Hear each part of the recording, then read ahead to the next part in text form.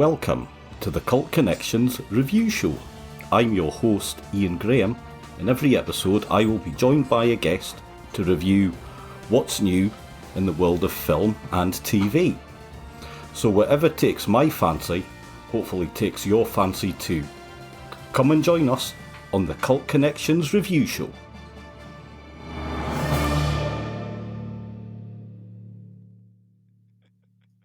Hello everyone and welcome back to the Cult Connections Review Show. I am Ian. I am joined by my good friend Mr. Christopher Cassell. How are you, Chris? I'm great, and again, as ever, a pleasure to be in your fine company, sir. Yeah, thanks very much. Can I have my fiver now, please? So we are talking there today, something that is very close to both of our hearts there, Chris, isn't it? We are finally getting round to talking about our favourite show ever. It is the one and only Doctor Who. And we're going to talk about the most recent one, of course, The Legend of the Sea Devils. But just to let you know, listeners in there, Chris. Now we're obviously good friends, and we're very, very sort of comfortable with each other, as it were. Yes. And we've spoken about Doctor Who a lot in the real world, but in the real world, never publicly on this platform. no. But who is your Doctor, Chris? Well,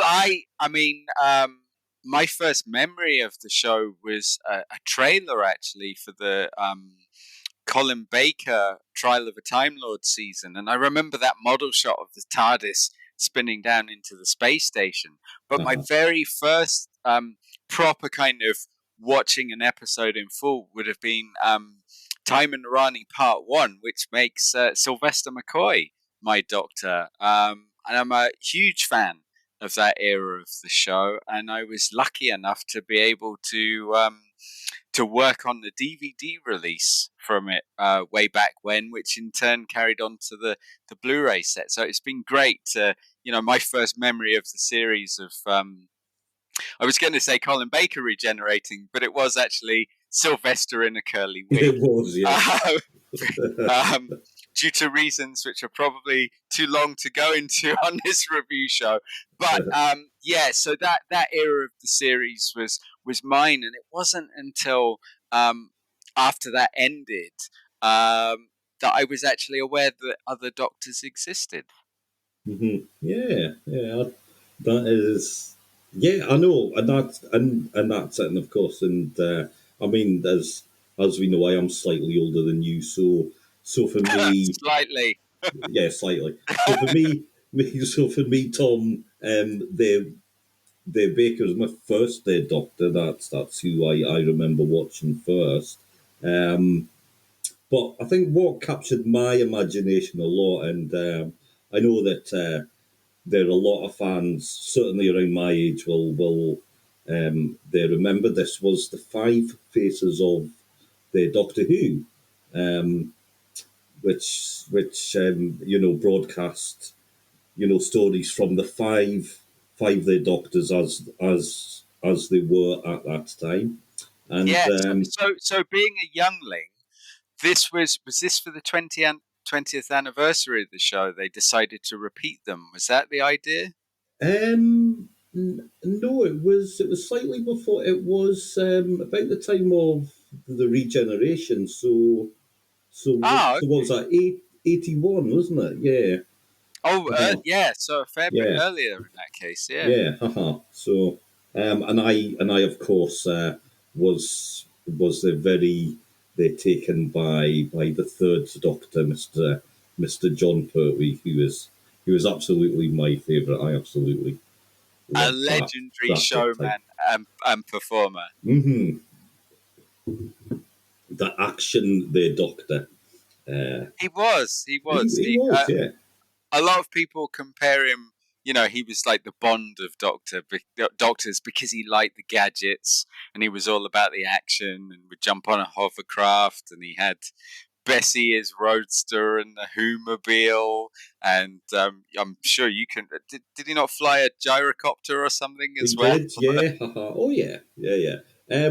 Usually all in one the episode as well. I mean, I do know that the Planet of the Spiders absolutely does ring the most out of the Doctor, just jumping from one sort of vehicle there to the next. Do you reckon Um, they just had the keys in the ignition and they just flicked them all in at once and he think just jumped in? I think they just realised, oh God, we've ran out of plot. We have a whole episode there to fill up. Let's just have a massive, chase sequence. And of course, Pertwee himself absolutely loved that, so he was up for it. So, Yeah. yeah. However, we are not talking about the Doctor's Own. We're talking about the current Doctor, however, soon to be ex the Doctor, as it were. So we are talking um, about Jodie, the sort of worker now.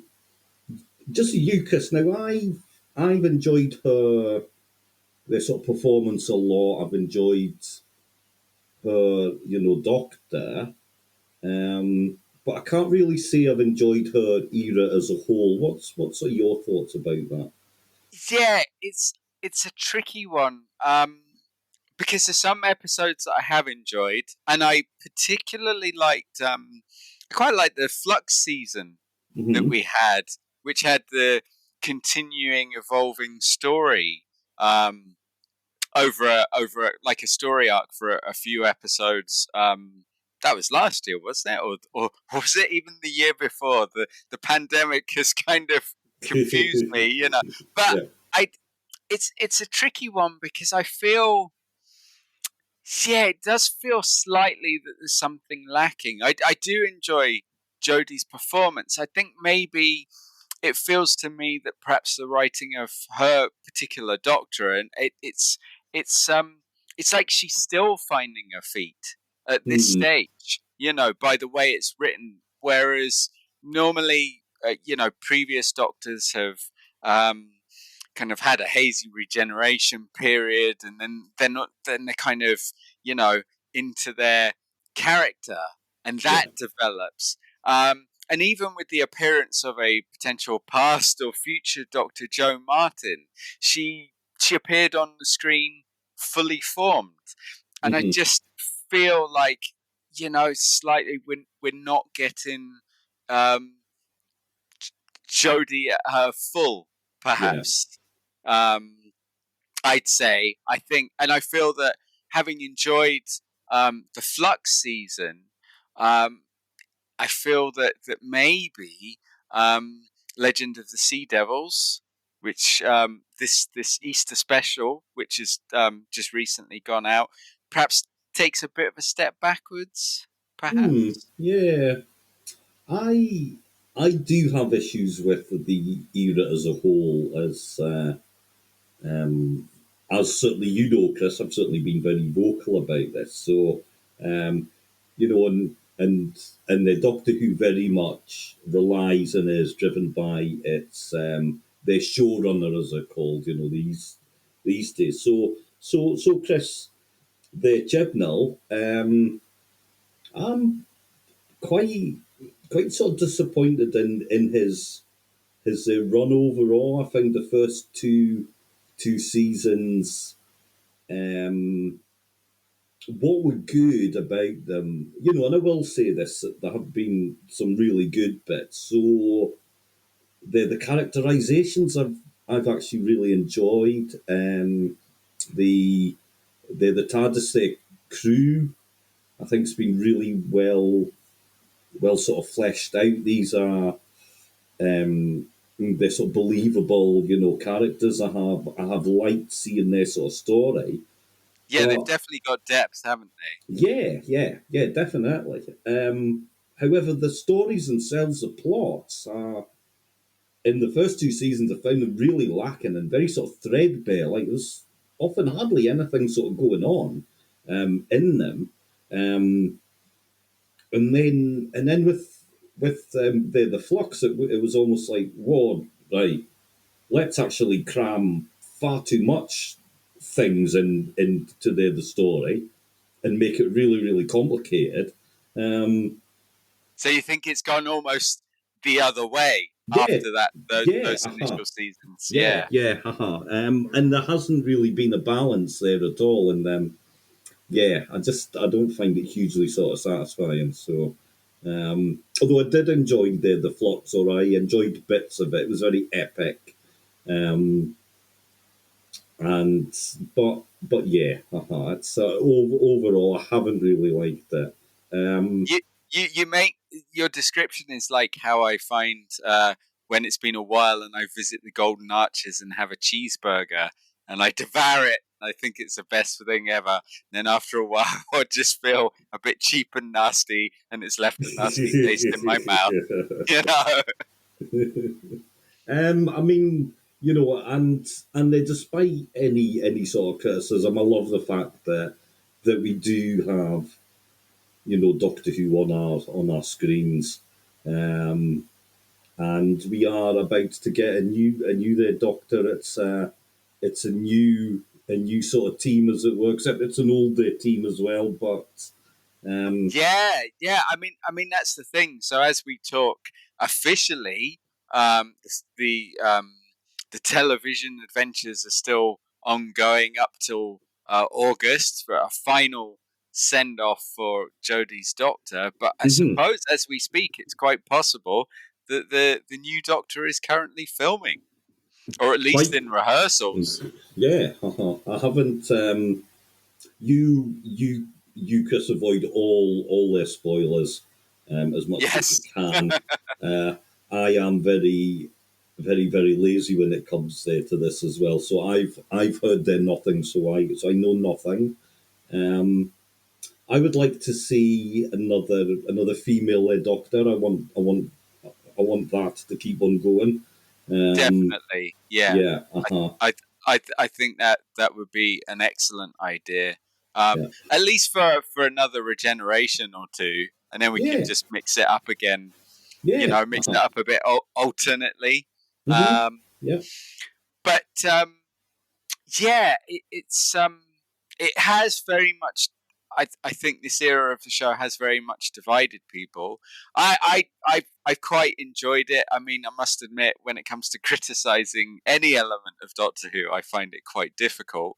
Um, because I could put the knife in, because I do remember, I think it was on a show, something along the lines of Open Air, hmm um, in the 80s. I remember Chris Chibnall himself, as a fan, having a pop at the McCoy era. yeah. He did. He absolutely slated it, didn't he? And And I don't know, maybe he regrets his comments now. I do believe that every time that clip comes up on the internet, it's quickly taken down. It doesn't last for long. um, now, to be fair to him, there, Chris. When I was sort of growing up, and for quite a while afterwards, I wasn't a particular fan of that era either. Um, but it's grown on me a lot more, and I look back at the stories now very sort of fondly, and generally they hold up very well. There's some really good stuff in there. Um, yeah, Are you so they, talking about? Sorry, I was going to say, are you talking about particularly the McCoy era from yeah, season yeah, 24 onwards? Yeah, yeah, yeah. yeah. Or 25 and 20, the 26, certainly 24. Yeah, still a wee bit ropey, but there is some good stuff there at all, especially in the final season. I think practically every sort of episode, every story in it's It's a actually corker, really aren't good. they? It is, Yeah, yeah. yeah. Anyway, when we're not here for that, we are here to talk about the legend of the Sea Devils. So it is 1807, apparently, and we are in what should be the Korea. Actually, that's where we are, and the woman. turns up at a coastal the village, and she releases a sea devil, which is encased in stone, and then basically everything goes sort of wrong after that. But Yes. yeah, so Do you mean everything goes wrong after that? Is that your criticism of the story? It all goes wrong. The sea devil's unleashed, and that's um, you. there's some good bits in it, but yeah, fairly much. So yeah, yeah, um, I didn't really like this story too much. Again, I didn't really understand what was kind of going on half of the time, or what was actually driving the plot. I thought, it didn't make a huge amount of sense for me. I yeah, I know where you're coming from. I enjoyed it, and visually it was great to look at. The Hmm. production values look good. Nice touches. It almost Pirates of the Caribbean esque, because it all focuses around that era, um, with another figure from history as well. So the lady that you mentioned at the start of the episode, that's Madam Ching. Hmm. Um, who's I think whose real name in history was Zen Yi Zhao. I'm not sure if I pronounced that properly, so Uh-huh. apologies. But she was a Chinese pirate leader who was active in the South China Sea from 1801 to 1810, and this kind of harks back to, I suppose, um, featuring strong women from history in Jodie's era, I'd Hmm. say, or Yeah. actually not just necessarily women, men as well. I mean, although thinking about it, so you've had Rosa Parks, and it was Tesla as well, featured in one of the previous seasons. Um, and I'm trying to think in flux. Um, my memory at the moment. Uh, it was it's on the tip of my tongue. Her name, the Oh, Mary Seacole, wasn't it? yeah, In exactly. the I should know Crimea, that. Yeah. yeah, the Uh-huh. the Crimean War. Yeah. So Hmm. it takes it's taking that lead again of getting a strong female lead from history, and she kicks off the story. Again, I'm kind of in agreement with you that there was some great set pieces, but I feel this one in particular, I don't know whether or not it's because I had too much chocolate or gin at the time of watching the episode. That can't have helped. But I was wondering how we got from A to B to C. It was like a series of really good looking set pieces. Um, but everything was so frenetic. I couldn't quite follow it, to be Yeah. honest. Yeah. And I think for me, I know you've managed to view it for a second time, but I'd like to rewatch it to kind of give it another shot and perhaps pick up on things that I'd missed during I my can't. chocolate and gin induced haze. I can't really say that the second watch helped with the plot much. There, to be honest, um, I didn't really get what the point of the stone was, or about how it helped the sea devils there themselves. I still didn't really get that. It just so No, no. no, and of course the Sea Devils kept a sailor. Well, they were after a legendary treasure of a sailor Yeah, called Ji Hun, and it turns out that Ji Hun is is alive because the Sea Devils kept him alive. But I'm yeah. not. Did they just keep him alive to kind of find out where the treasure in this I think so. particular? Yeah, yeah, Because it's a stone that they're all after, isn't it? yeah, yeah. So It's a like keystone, I believe. a keystone. Yeah, that's it. Like sort of Thanos, Right. Okay. or And or the Keystone Cops. I don't know. Um, now, Now, I mean, in the title of this, it's the legend of the Sea Devils, and of course, your main monsters in it. We saw them in 1972. Well, I didn't. You might have done, but No, not quite. no. But is this going back to the Five Faces of Doctor Who? What was the Sea Devils, the John Pertwee repeated story in the 80s, or was But it no, not that one? no, it was not. No, the Chris, it was not. However, it did feature the sea, the story that was part of the five, their faces. It is my favourite, their Pertwee story as well. It is, of course, their Carnival of Monsters. That's Um, lies. Your favorite story is the mutants, as you often proclaim. But okay, so in that case, then, so the Sea Devils first appeared in a Pertwee story in was it 1972? yeah, it was. And so when did you first see the Sea Devils then? Well, I first saw a Sea Devil, actually, Chris, not as part of Doctor Who, but I first saw a Sea Devil costume on the television as part of that show which you have never watched, which is the Black Seven, where they Oh, reused a Sea Devil's costume. okay, but not what the actual head mask as well as the natty string vest that they Yeah, wear. yeah. So the So mask the as lot well. Yeah, because the famous sculptor and designer, that was John Friedlander, wasn't it, yeah. who designed that mask, I believe. Um, and yeah, so yeah, because I think it might. I'm wondering if the Sea Devils was repeated perhaps in the 90s on TV, and that's when I first would have seen it. Either Yeah, that or the VHS release. yeah, Um, but so these, I mean, and then the Sea Devils crop up again. they Um, do.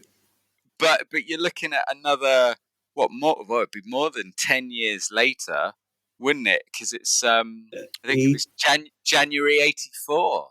84 indeed for the Warriors of the Deep, which features the Silurians as well. So Yeah, you've got a gap there. So to I mean to two generations of fans, I suppose, in the '70s and the '80s, the Sea Devils, they're a kind of name. They've come back. They're reoccurring alien creatures, but they haven't made huge comebacks like the Daleks or the Cybermen. It's only been a no, couple.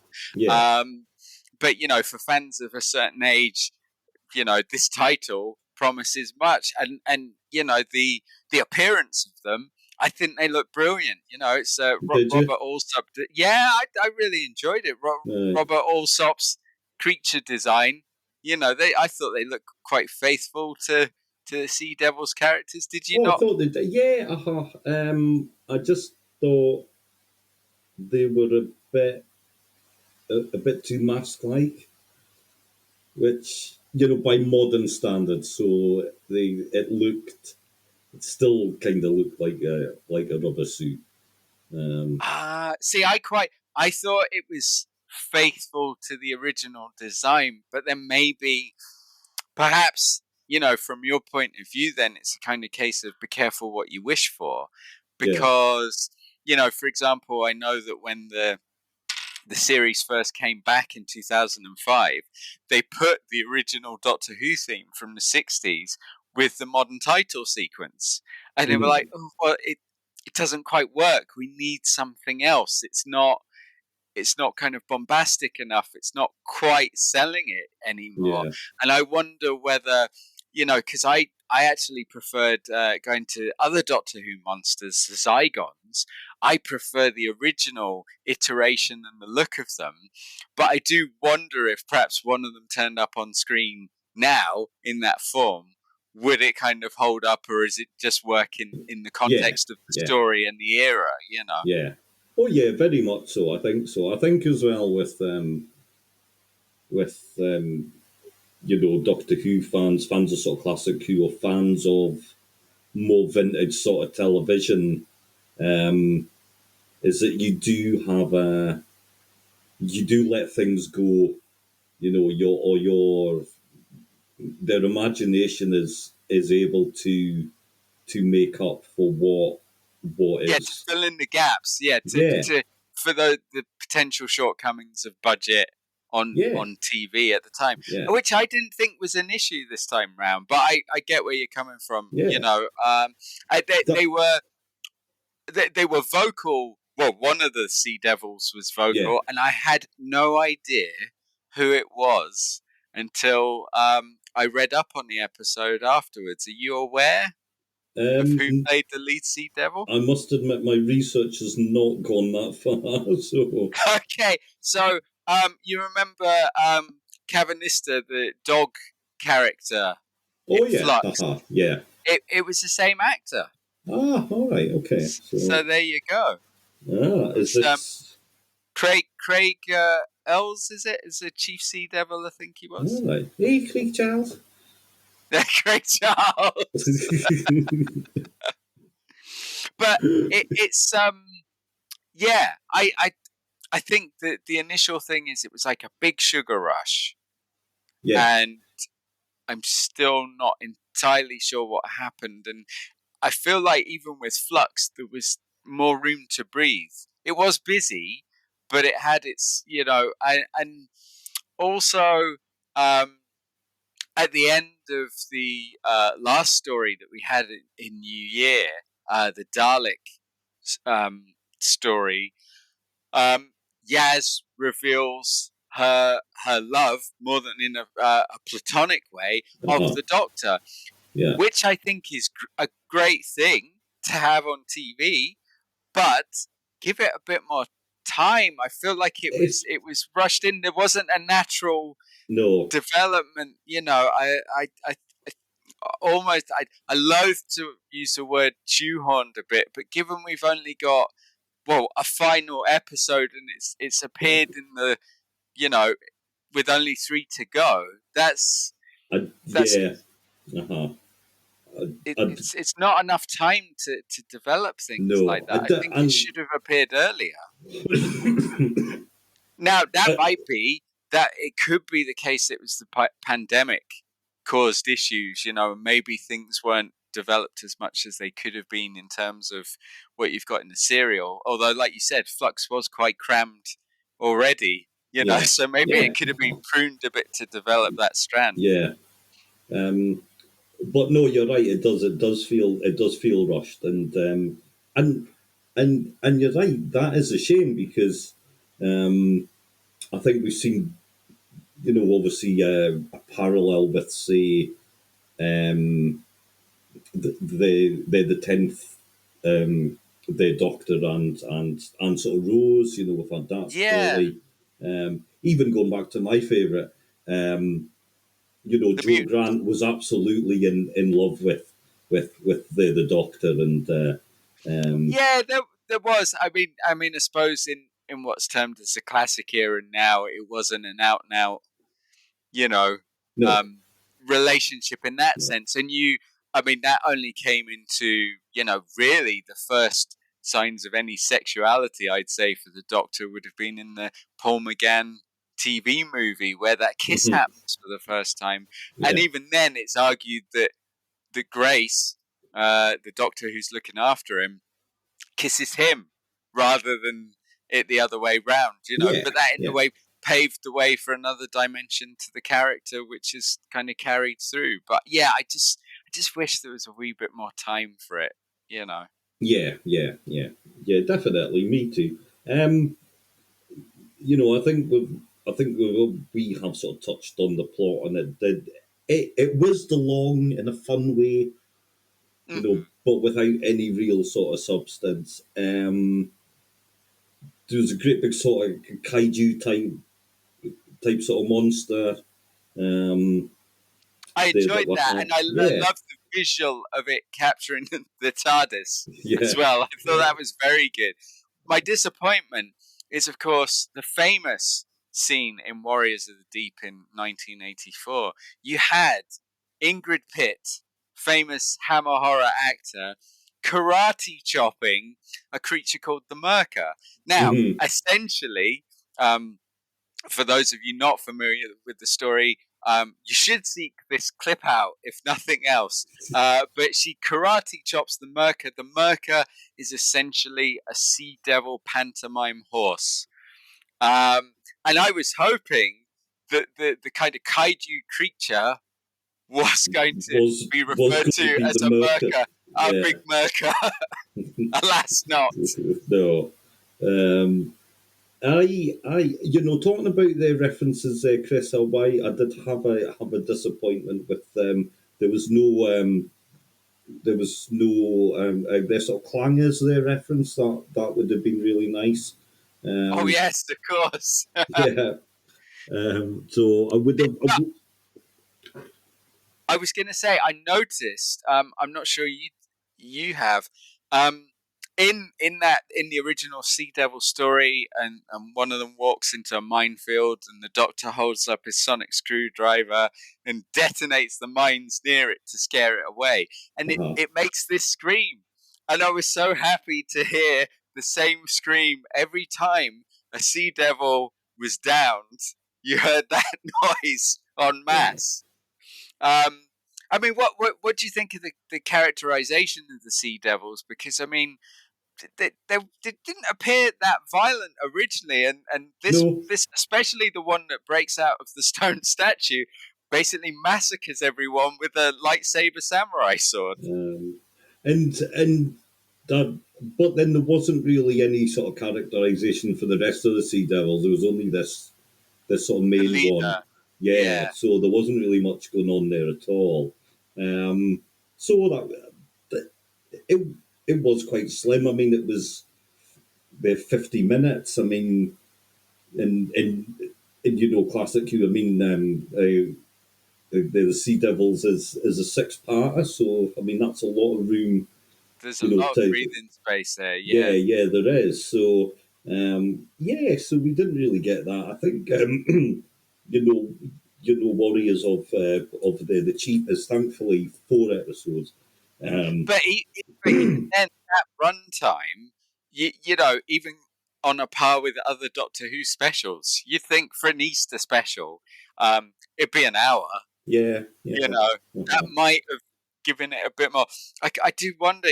I wonder if there was anything that wound up on the cutting room floor at all. You know, that would have given it a bit more room to breathe and to explain things a wee bit more. I mean, I don't know how much you said you didn't want to go into the plot very much, but I remember that Madam Ching wanted to rescue her sons. But Yeah. we didn't find out their fate No, at we all. didn't see any of that. No, No, there was. no. It was just that she needed to get this stone to to get her sons back. So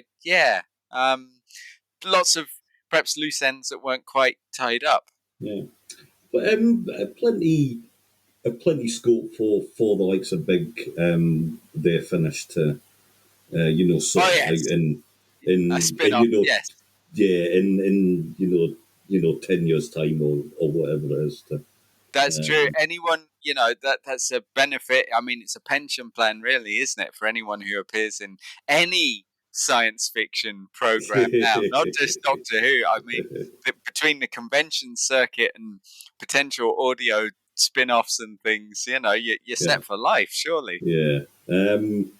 So funnily enough, before we get to that part, which we will Okay. do shortly, I just wanted to kind of wind up a little bit, Chris, about the ships themselves. So they're the sailing ships. They look really good. I really enjoyed that part, and there's been a few ships obviously that have sort of turned up during the Doctor Who. But what ones can you think of there, Chris? What springs to Oh, mind? um, off the top of my head, I'm going to go with the Peter Davison era, the Enlightenment. That had a flotilla of ships, didn't it? They were all kinds of galleons and vessels, but in space. So Yeah. one of them captained by the late great Linda Barron, Hmm. as far as I remember. So they were light ships. So they were spaceships, but they looked like, sailing ships. That was the thing. They were, Yes. Yeah. Of course, further back, if we go back to the Hartnell era, we have the Marie Celeste Oh, of from course. the Chase, yeah. Yes. Ah. That And yeah, I'm trying to think. I've kind of gone dry on the whole Doctor Who ships thing now. Oh, the Tennant Christmas special, that was Titanic-y, wasn't it? Does that count I, again as I, another I, spaceship? well, I suppose it does because it looks like a ship, doesn't it? It Yeah. looks like the Titanic, so I think that's probably fair enough. I have already mentioned one. So the Carnival of Monsters is partly set on the SS Bernice. Ah, yes. That's a good one. Yeah, Yeah. And that is a sailing vessel, but they've just been encapsulated in that area and time period. yeah. Which is and again, it's the best Doctor Who story ever. So if you haven't seen that one, go and watch that. Can't I'm waiting for the book, the Ships of Doctor Who by Ian Graham. And then finally, and I have probably missed some out, but I can't actually remember the name of the ship on this one, but the Curse of the Black Spot. Yeah, which was another kind of Pirates of the Caribbean style romp, It was, as yeah, far as I yeah, remember, wasn't it? exactly. Yeah. Yes, yeah, it was indeed. So that's for ships. There has been lots of boats. Their power of their crawl. There's a few boats in that. Okay. Uh I'll huh. take your word for it. It's been a while. Yeah. The Talons of Wind, Chayang. Has that got a boat in it? They're definitely messing around the docks, and I think Yeah. you can hear about. Oh, yeah, I tell you what, one's just sprung to mind. Um, oh, come on, and the my mind's gone a blank now. But we want the horror of Fan Rock. That's Yes. got a boat in it. It absolutely does. Yeah. Which runs aground. Of course it does. Um, and You of just have to course. get people to Twitter in Oh boats of yeah. I'm Doctor sure. Who. I'm sure they will go. You idiots! How could you miss out such and such? Yeah. And famously, of course, from the unfinished, story. So they're Shada and Hmm. obviously they're the Doctor and Romana are the hunting on the cam Is that in legal? that one. Oh, who knows? But yeah, yes. Now, Mr. Christopher. So at the end of this, we got a little teaser for the final episode. So now, Wow. just before we quite get to that bit, I just wanted to say. So I noticed a reference to one of the characters Oh, who okay. turned up at the end. Did you catch it? No, please Okay. elaborate. So the Doctor at one point when she's looking at one of the vessels says, "No ship, Sherlock." Yes. Uh-huh. Okay. So that's definitely a Tegan reference to And I mean that's the thing.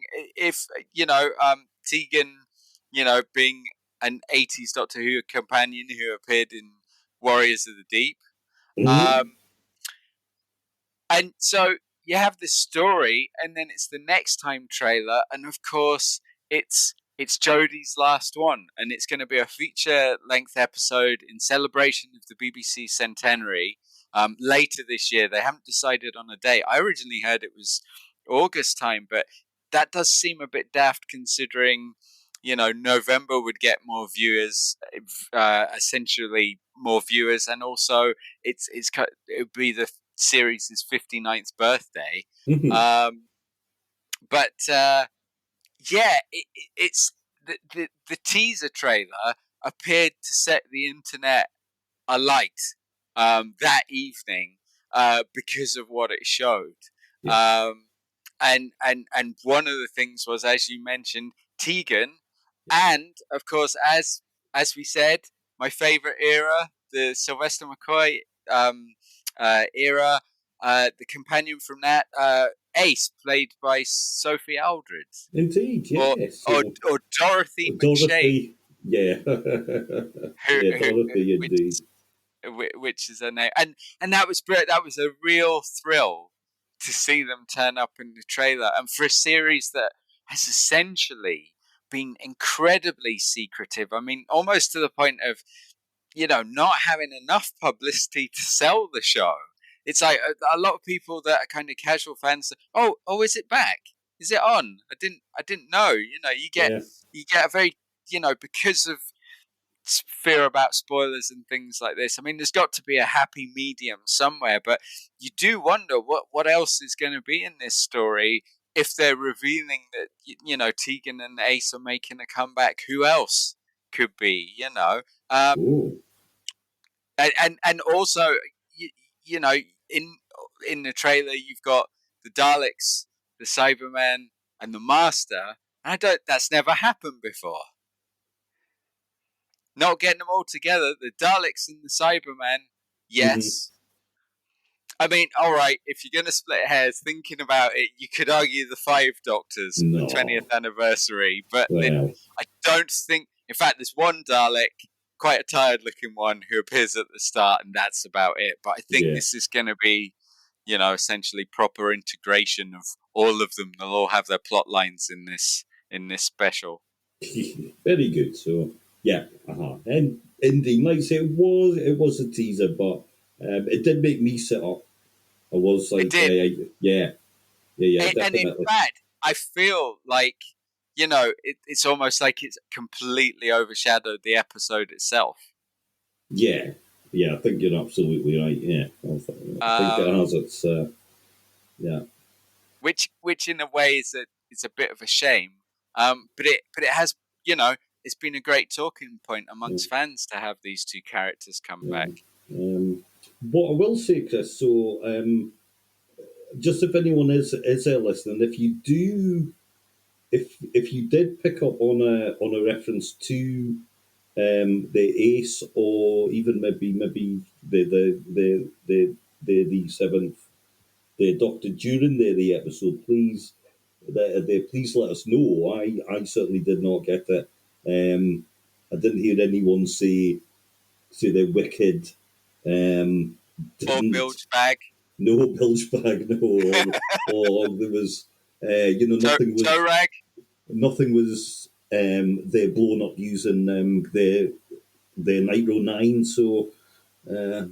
More is the pity, and the thing is, I mean, for those of you who do purchase the Blu-rays and DVDs, they have done special trailers for the Blu-ray box sets, and it has been bringing back some companions. So Nicola Bryant has appeared in a recent one, and Sophie Aldred did one as well. And I think this and a novel that Sophie wrote about meeting the 13th Doctor kind of seemingly were tied together. I believe that she set up a company after a time with the Doctor, and which was called a Charitable Earth. Which, Uh-huh. if you look at the initials of that, spell Ace. You see, Oh, there you go.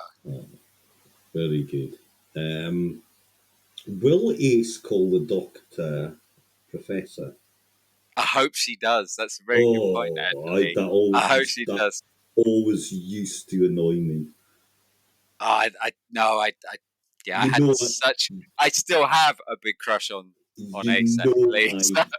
I have issues regarding Ace, but anyway, we are too old well, for well, in fairness, Mr. Ian, It's a prime-time BBC One show.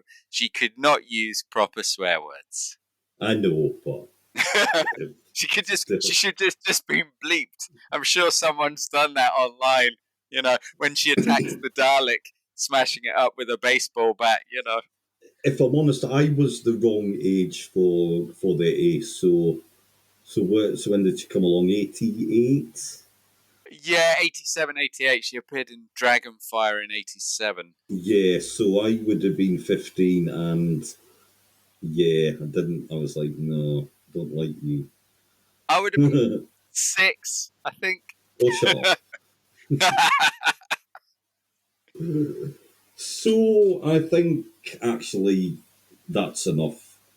The fishy talk, isn't it, Chris? I think we have exhausted. We have overfished the legends of the Sea Devils. It's time to put the captain's fingers back in the freezer. So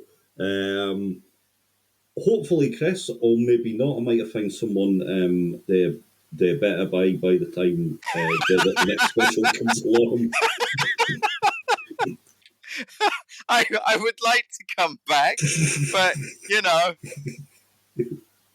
you did say prior.